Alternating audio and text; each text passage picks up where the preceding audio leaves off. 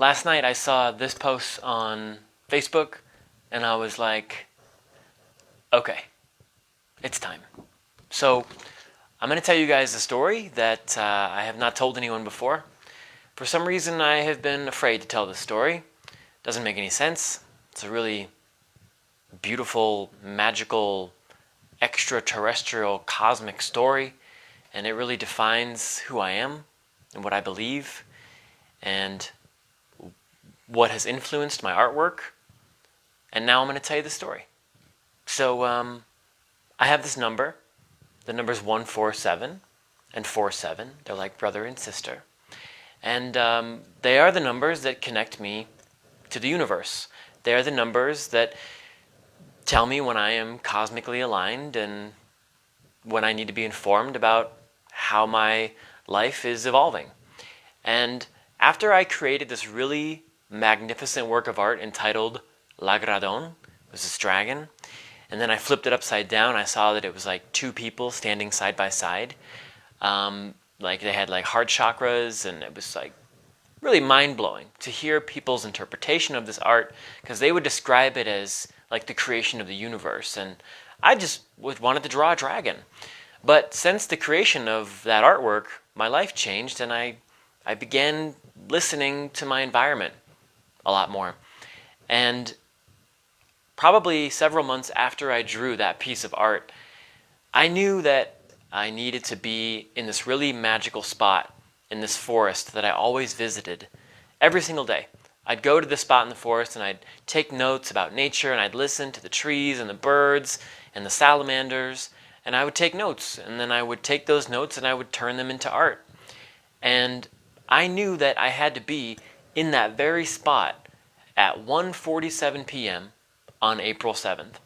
So it's 14747. I knew that this spot was like my energy source to the cosmos. It's like a beam of light. It's like a portal. And I knew I had to be there at that time.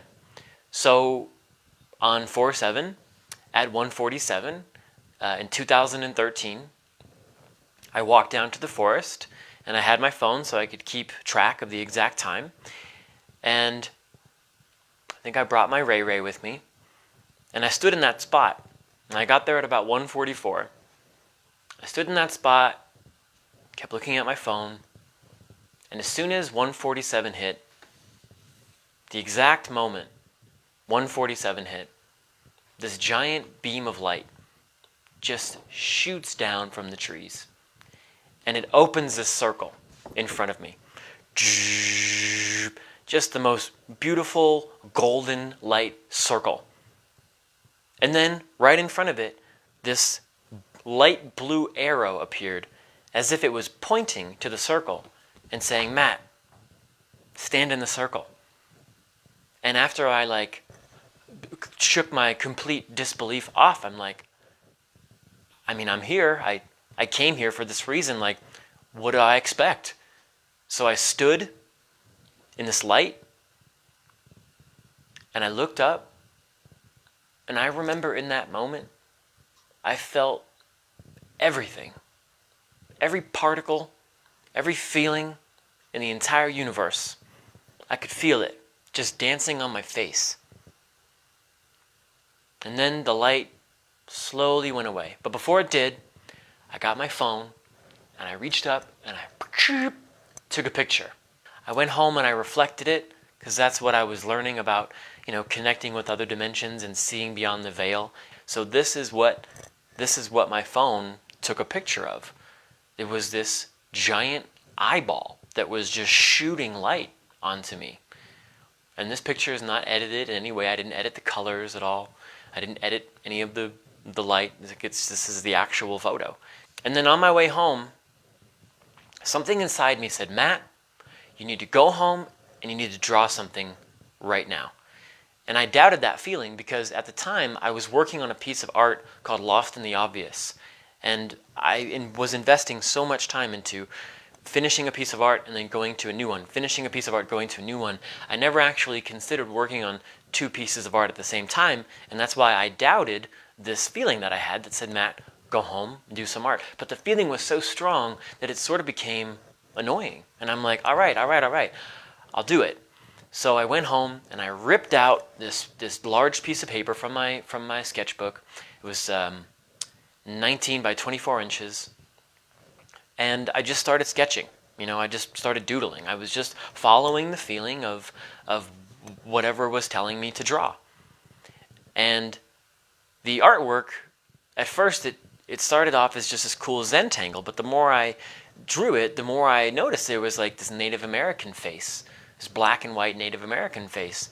And I was like, oh wow, this is actually something.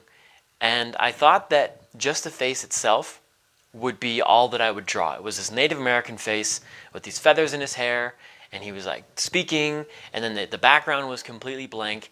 And then the artwork spoke to me and it said, you need to put this beautiful starry sky in the background, and you need to put the sun in the top right corner.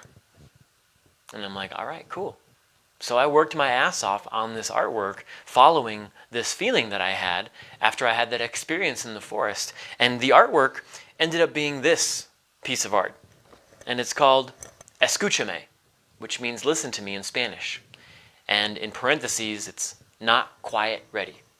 Not quite ready, it's quiet ready. So it's a play on words, and it's like saying, listen to me, I have something to say, and I'm not ready to be quiet.